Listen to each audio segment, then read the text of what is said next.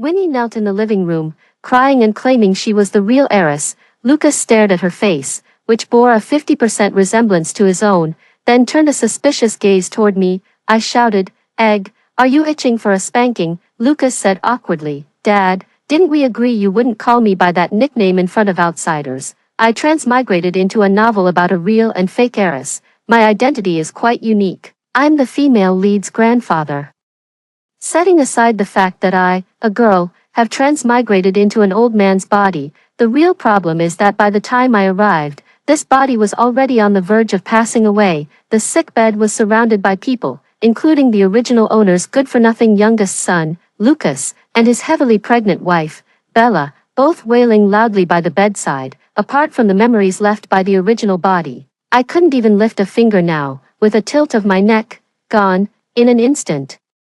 The hospital room was filled with deafening wails. Fortunately, the Transmigration Bureau recognized their mistake and hastily stuffed my soul into Bella's womb. 3 months later, my new identity came into the world with a cry. Damn, what a super downgrade. I was born with memories of 2 lifetimes, extremely resistant to breastfeeding, only accepting bottle feeding, stumbling through to the age of 2. I was only willing to call Mom and refused to say Dad, no matter how much Lucas, the biological father of this body, tried to coax me. I just wouldn't call him. With the memories of his father in me, you want me to call him Dad? What a reversal of natural order. Life was chaotic, but apart from not hearing me call him Dad, Lucas was living quite well. He had a company and a factory at home, a beautiful and virtuous wife, and a daughter who was both obedient and smart, the kind of child others always praised. On my 10th birthday, I seized an opportunity to have the butler call Lucas into the study. Dressed in a beautiful princess gown, I sat solemnly in the spacious executive chair. Lucas walked in and, seeing me seated in the executive chair, smiled and said, "Sarah, why aren't you outside having cake?" I called him by his nickname in a serious tone. "Egg, come here." Lucas's legs went weak, and he nearly collapsed to the ground. He looked around in shock and uncertainty, whispering to me, "Sarah, I think I heard your grandpa's voice." I glared at him. "You little brat, hurry up and get over here." Lucas rushed forward in a few quick steps, grabbing my arm with a fierce expression. "Who told you my childhood name, you brat? Don't think I won't hit you just because it's your birthday today."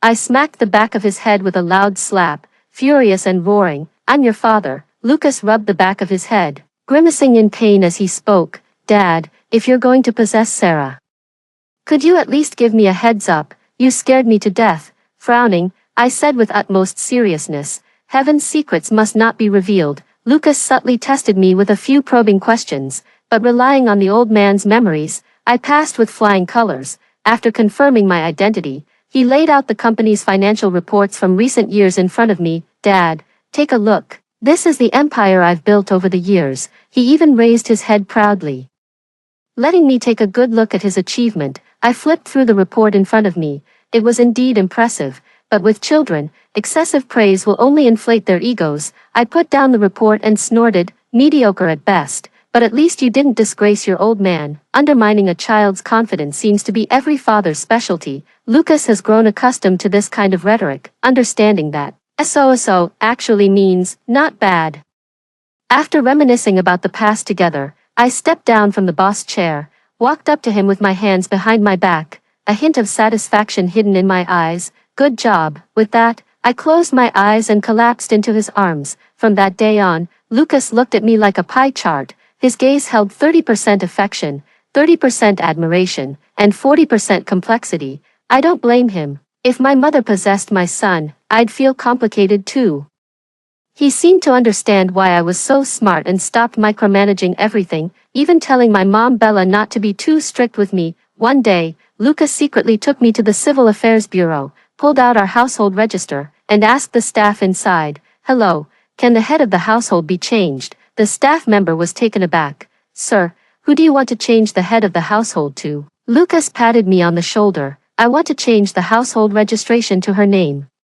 "Is that possible?" "I'm sorry, sir, this young lady is still a minor and cannot be the head of the household." "Then can we change our family relationship status?" I could practically see 2 question marks flashing in the staff member's eyes. Lucas grinned and said, Change, father and daughter, to father and son. The staff member pondered for a moment before replying with difficulty. If you have her gender reassignment surgery certificate, we can make the change. Lucas laughed heartily.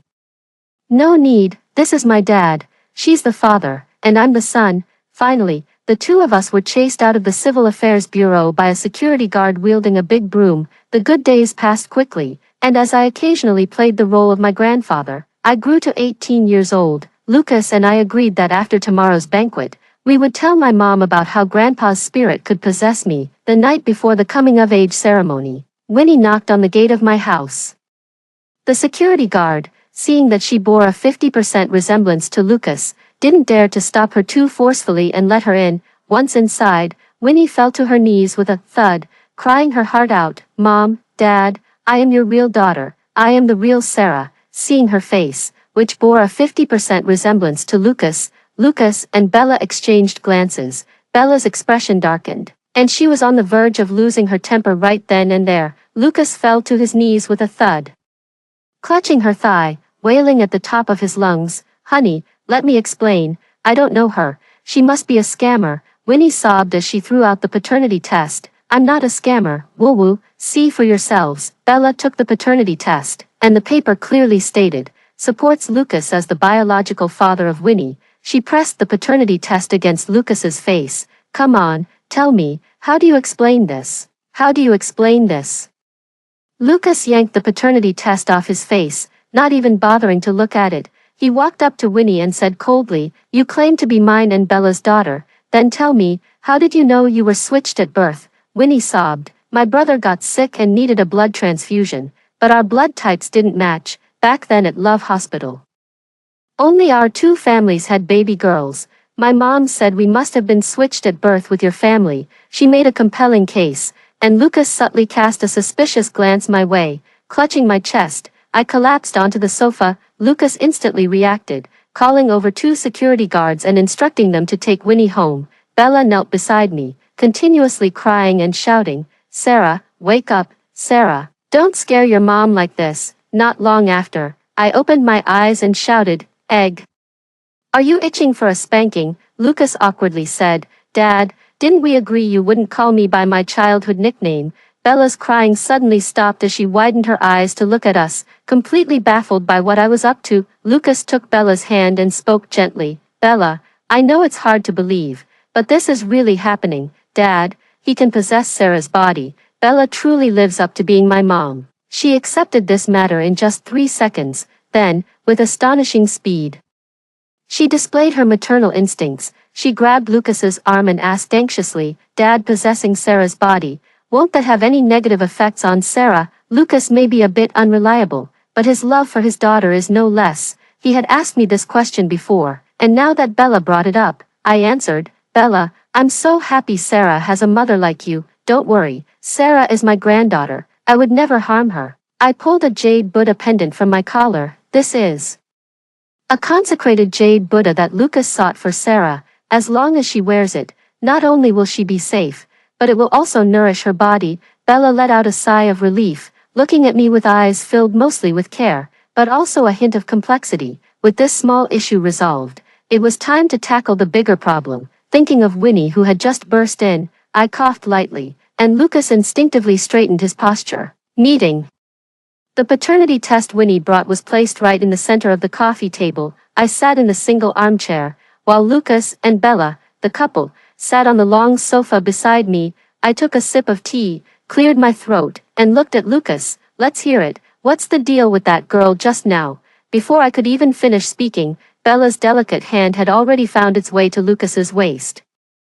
As if ready to twist the soft flesh there a full 360 degrees should Lucas dare to say anything that might betray her. Lucas cried out in protest, claiming innocence. Dad, you know me, Sarah is the only daughter I have in this life. Back then at Love Hospital, Bella was in a premium single room, and Sarah had round-the-clock care. How could she have been swapped so easily? He glanced at me and started being stubborn. Besides, whether Sarah is your real granddaughter or not, how could you not know? Ha, what a piece of work. After a few years of being in charge, can't even tell who's the boss now. I raised my eyebrows and snorted coldly, making Lucas immediately back down.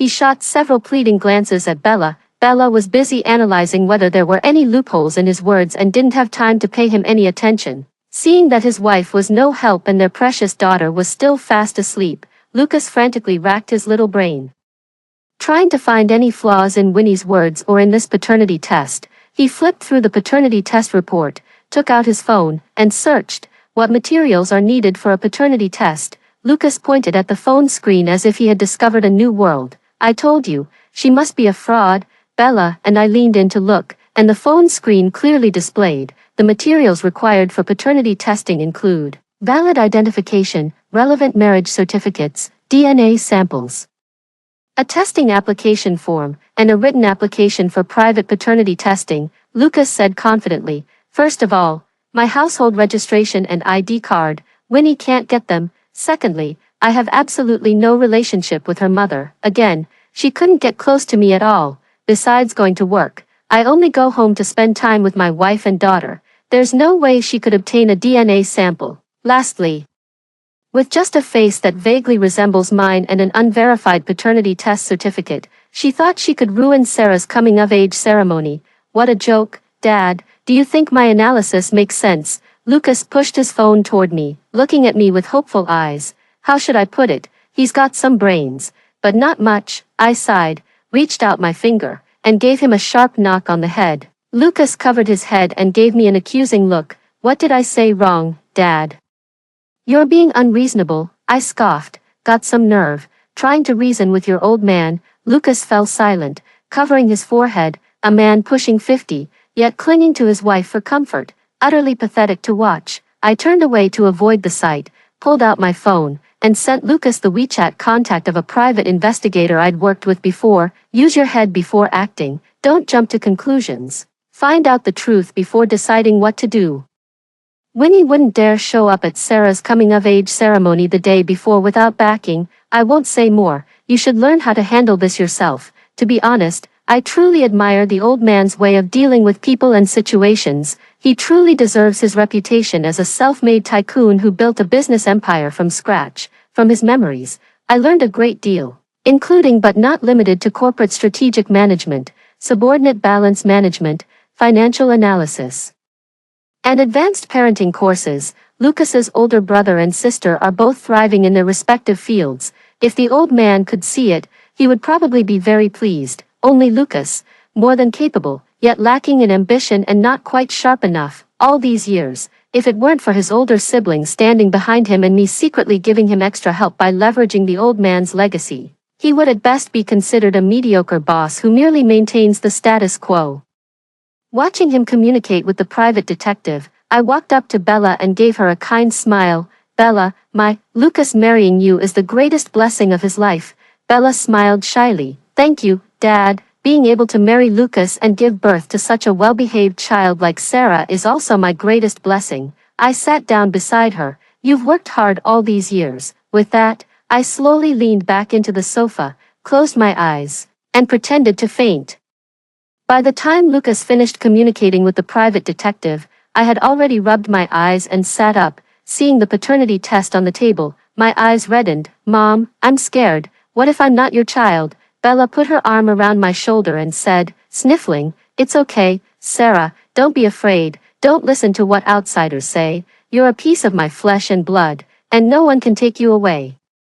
Don't be scared." "All right." As we were sharing this tender mother-daughter moment, Lucas poked his head in and sneakily came over, wrapping his arms around both of us. He lifted his head confidently and said, "Honey, Sarah, you don't need to be afraid. I'm here for you. I'll always be your strongest support. Thanks for the invite, but honestly, you mentioning it makes me a little more scared." The next morning, as usual, I got into the family car and went to school for classes.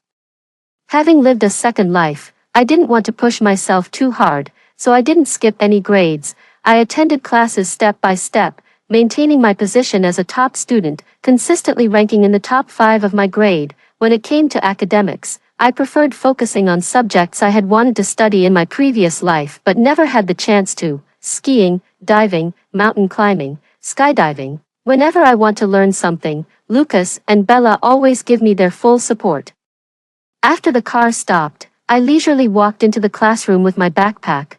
The early arriving classmates gestured for me to look at the blackboard as soon as I entered the classroom. It was written on the blackboard, "Sarah is a fake phoenix who stole my mom and dad." In the original story, Sarah was already unsettled by Winnie's situation. After seeing the words on the blackboard, she forced herself to erase them and struggled to continue the lesson during the long break.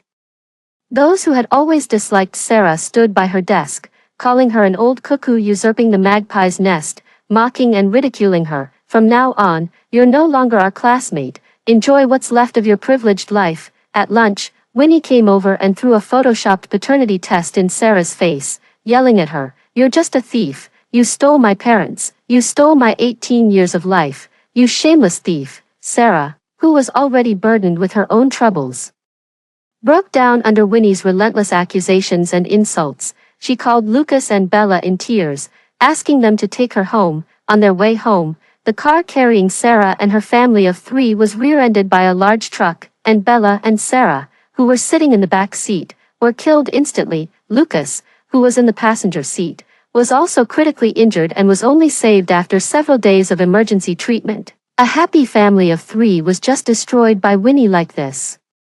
"Now that I'm here, I won't let such a thing happen." I walked up to the podium amidst the whispers in the classroom, expression unchanged, picked up the eraser, and wiped that sentence away. Slap. I slapped the lectern with a palm, smiling as I looked at the startled students below. "Today is my 18th birthday, my coming-of-age ceremony. You all received the invitations, right?" My closest friend Helen was very supportive. "I got yours, Sarah. I even prepared a gift for you." "Thank you very much." I lifted my non-existent skirt and slightly crouched down, performing a curtsy for her. An outgoing boy stood up and mustered the courage to speak. "Class president, we know that statement is a rumor. We kept it just to show you, afraid you might be wronged without knowing. We have brains. We wouldn't doubt your identity just because of some random words from others. If you ask me, I'm the emperor too, but I don't see anyone bowing to me." His witty remark filled the classroom with a lively atmosphere. With just a few words, he managed to dispel the negative impact of those 2 sentences. What a talent. I sat back in my seat, pulled out my phone, and looked it up. The boy just now is the son of the CEO of C Media, named Jack. He has been eloquent since childhood and has hosted school galas multiple times, in places I couldn't see. Many messages were being sent around the classroom during the break. 2 girls walked up to me with smiles and asked, "Sarah, would you like to go to the restroom with us?" Without waiting for my reply, they flanked me on either side and lifted me from my seat. The classroom erupted into chaos instantly, and Helen even slammed the table and stood up, ready to rescue me from the 2 of them. I turned back and gave her a reassuring smile, which finally calmed Helen down, and she quietly returned to her seat. The most common location for school bullying, the girls' restroom. The 2 girls who had just dragged me out locked the door, and 7 more emerged from the restroom stalls, making a total of 9, surrounding me in the corner of the restroom. I frowned. "What are you trying to do?" The leading girl raised an eyebrow, her smile making her chubby cheeks tremble. "What do you think? We're here to teach you a lesson, Miss Ming." "Oh wait, I heard you're actually a fake heiress. Who knows which backwater alley you crawled out from? You're so arrogant. I've had enough of you." Slash her face. Her henchmen pulled out eyebrow razors from their pockets and approached with sinister grins. The sound of blood-curdling screams came from the locked women's restroom, scaring passers-by into running away in terror. Several subordinates were sprawled haphazardly on the bathroom floor, crying uncontrollably. The leading girl was dragged by me into a toilet stall with one hand, her head facing the toilet bowl. "Speak, who sent you? If you don't talk, I'll have to offer you a drink.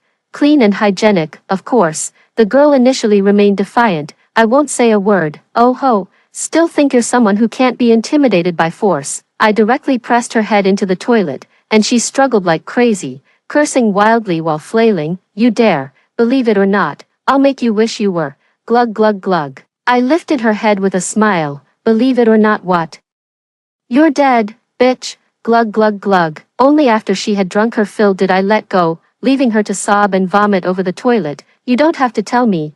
I already know. Winnie put you up to this, didn't she? She made you write those words on the blackboard too, right?" She lifted her head and glared at me with pure malice. "What if I am? Do you still think you're some rich young lady? Soon you'll be a stray dog. and I can't wait to see it. I crouched down beside her, looking at her with pity. Girl, are you mentally challenged or what? The Taylor family raised me for 18 years, even without blood ties. There's still familial affection, right? How do you know they wouldn't want to keep supporting me? Seeing her sudden realization, I smiled with relief. Another mind saved. +1, I pushed open the women's restroom door, glanced back at the person lying on the floor, then tilted my head at a 45-degree angle and sighed softly.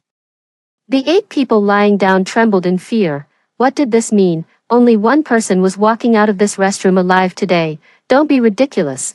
They just turned 18. The girl in the cubicle struggled to crawl out just in time to hear my words. Her pupils instantly trembled with shock, and she jumped up with a whoosh, her voice quivering as she asked, "Why, you better not do anything reckless. This is a society governed by law. Murder is a crime." I blew at my bangs, tousled by the wind during the fight, and left behind an utterly arrogant smirk. The last class before noon, Winnie stood at the foot of the teaching building, wearing a school uniform she had somehow obtained, her sharp eagle-like gaze ready, waiting for Sarah to emerge from the building. She stood there confidently, waiting for the school bell to ring. "Which class are you from? It's class time right now. What are you doing wandering around outside?" The voice of the dean of students exploded like thunder. Winnie's heart skipped a beat. She wasn't a student at this school and wasn't entirely sure, but she knew the dean and grade-level supervisors often patrolled the campus. Now, she had been caught red-handed by the dean. Winnie clenched her lips tightly.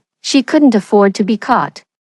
She still had an important mission to fulfill, so, under the dean's stern voice, Winnie took off like a shot, swift as a rabbit, nimble as a goat, darting over 10 meters in the blink of an eye. The dean was dumbfounded. "Hey, you're skipping class. Stop right there." Within minutes, Winnie, unfamiliar with the school layout, was cornered by the dean, who grabbed her by the collar and dragged her into the administration office. By the time the furious dean finished reprimanding her, the school bell for dismissal happened to ring. The dean wasn't entirely heartless either. With a wave of his hand, he said, "Go eat. Just remember to hand in a 3,000-word self-criticism to your homeroom teacher later. I'll be checking it personally." Winnie dragged her numb and exhausted legs, limping her way to the stairwell. Before she could steady herself, 2 towering black figures rushed down from below, sending her flying with a direct hit. The 2 student athletes, leading the charge for dinner, hadn't even made it out of the school building yet.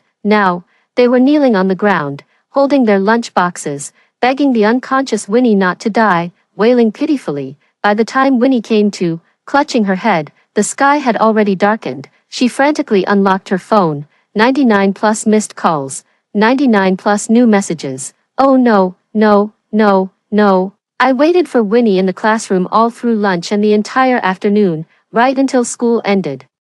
But there was no sign of her. Weird. Did she suddenly grow a conscience? For safety's sake, I slipped into the restroom, took off my school uniform, put on the group outfit I had prepared earlier, and blended into the school's cosplay club event. After entering the subway with the cosplay club members, I changed back into my own clothes in the subway restroom, randomly selected 3 ride-hailing apps, hailed a business car, and smoothly made my way home without a hitch. Lucas was slumped on the sofa, trembling with anger. Bella sat beside him, continuously rubbing his chest. Did they find out who was behind this? I put down my backpack and sank into the single-seater sofa. With just a blink of my eyes, the intensity surged instantly. "Let's hear it. What did you find out?" Lucas's eyes lit up as he rushed to my side, crying and making a scene. "Dad, Uncle's family is trying to kill me." I feigned surprise and asked, "What would they want with your life?" "It's not worth much anyway." Lucas's sobs caught in his throat as he glared at me with an accusatory look, trying to find even a trace of paternal love on my face. "Get to the point." Lucas sat up straight and unlocked his phone screen. "Dad, look, the private investigator went to that paternity testing agency. He bribed the staff inside and got hold of the surveillance footage from the past 3 months. He spent the whole afternoon searching and found out that the person who went for the paternity test was none other than my dear Uncle Zoe and his illegitimate daughter, Winnie. That's why Winnie bears some resemblance to me. He even hired someone to hack into Winnie's phone and obtained her chat history with my uncle. As long as Winnie could get Sarah out of the school gate, she would notify the truck driver to crash into our family's car, if all 3 of us were in the car. According to their plan, In case of an accident, Winnie would have the paternity test results. By then, all our family's assets would fall into my uncle's hands. What a brilliant strategy. Though risky, the odds of success are high. If Sarah's mental resilience had been just a bit weaker, our family might have been torn apart. Bella raised her eyebrows and slapped her hand over Lucas's mouth. Hush, don't say such things. Knock on wood. Knock on wood. Lucas covered his mouth guiltily. Looking at me with excited eyes, I nodded in satisfaction, Lucas grinning like a dog that had just scored a pot of meaty bones. If he'd had a tail, it would have been wagging sky-high. His deduction almost perfectly matched Zoe's criminal method from the original work. The brat has really grown up. My coming-of-age ceremony was held at a hotel, with guests mingling in small groups, chatting and boasting. Lucas took me to meet people. And Bella effortlessly blended into the circle of high society ladies. This is Mr. James from X-Tech, and this is my daughter Sarah. Sarah, say hello to Uncle James. I smiled and greeted him. Hello, Uncle James. Ah, wonderful, wonderful, Mr. Lucas. Your daughter truly lives up to being the apple of your eye. Beautiful, poised, and I hear she excels academically too. How enviable. Mr. James raised his wine glass, with flattering words flowing effortlessly from his mouth. Perhaps due to having drunk too much, Mr. James' face was slightly flushed as he lowered his voice and spoke to Lucas. Mr. Lucas, my good-for-nothing son is currently studying abroad. Do you think there's a chance our two families could form a marital alliance? Upon hearing this, Lucas spat out the wine he hadn't yet swallowed in one go. Pfft, cough cough. Lucas didn't dare respond, covering his mouth. He coughed while waving his hand and walking away, thus shaking off Mr. James's pestering.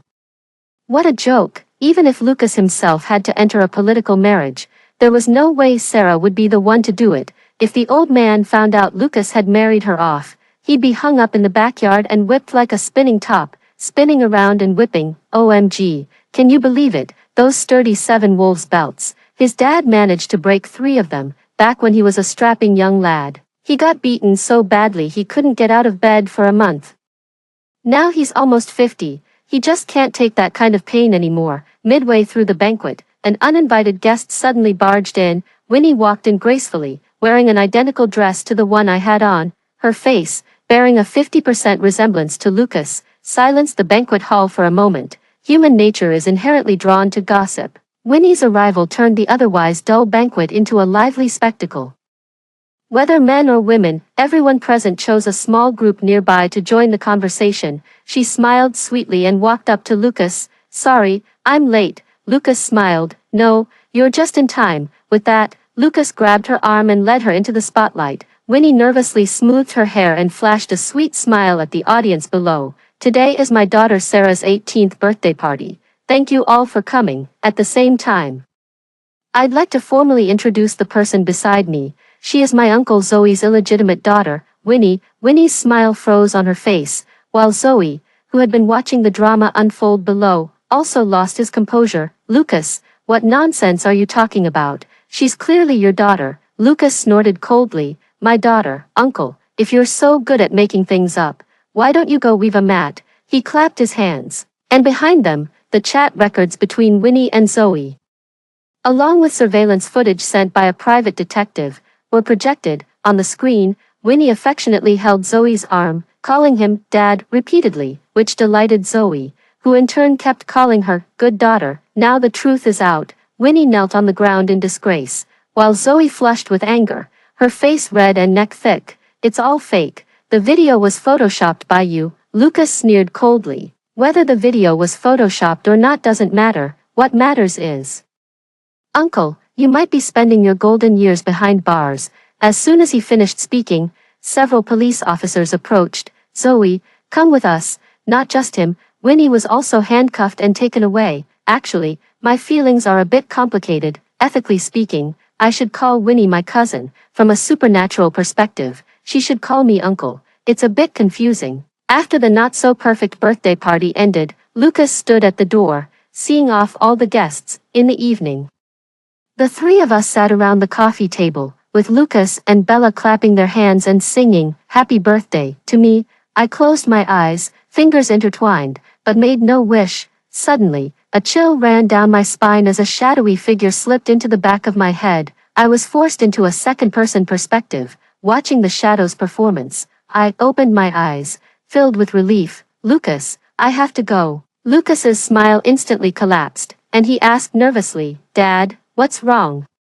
Don't scare me, Dad, brat, I can't stay with you forever, I've got my turn, I'll be reincarnated in a few days. Besides, Sarah is a grown woman now. If I came over, it would be improper of me as an elder. Lucas's eyes were red with emotion, reluctant to part, yet powerless to change things. Being able to accompany you for 18 more years was worth it. Come on, let's all four of us blow out the candles together. 3 heads huddled around the cake.